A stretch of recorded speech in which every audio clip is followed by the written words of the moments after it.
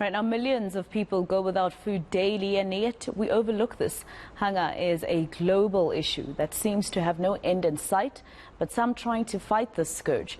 The Shoprite group has found a way to reduce food waste in order to tackle this issue. Sustainability manager at the Shoprite group, Sanjeev Raghubir, joins me now to tell us more about what they're doing. Thank you very much for your time here on All Angles. So now you've adopted some technologies that will assist with this. What does this involve? That's right, Ms. Echo. Good morning. The Shoprite Group takes and puts a lot of emphasis on reducing food waste across its entire operations. And for that, we've adopted what we call a very systematic and process-driven approach to reducing food waste. So what we try and do, the first thing is to try and reduce and minimize food waste.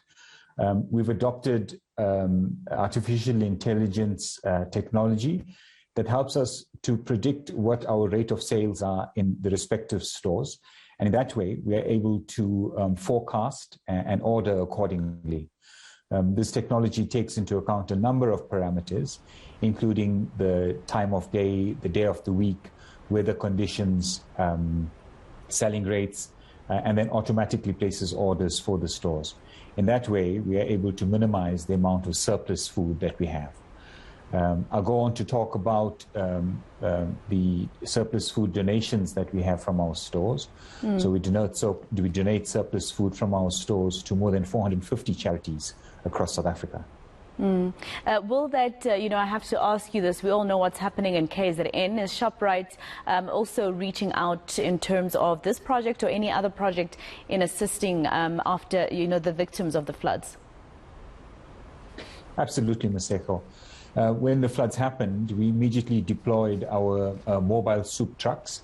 We have 29 of these mobile soup trucks across the country, and we mobilized soup trucks as far from Limpopo, Gauteng, the Eastern Cape, and the Free State. So when the floods, during that first week of the floods, we had 9 mobile soup kitchens that were traveling in KZN, supporting communities that were impacted, that had lost their homes, lost their livelihoods, so we could at least serve a hot meal to them. The second phase of that is, as we're approaching, our communities are going back to their houses, is that we are distributing food hampers and food parcels to them so that they at least have some food as they start rebuilding their lives. So your technologies help in reducing food surplus, but would it help in eliminating food wastage? Yeah, I think that's the million-dollar question. Because there's a balance within retail.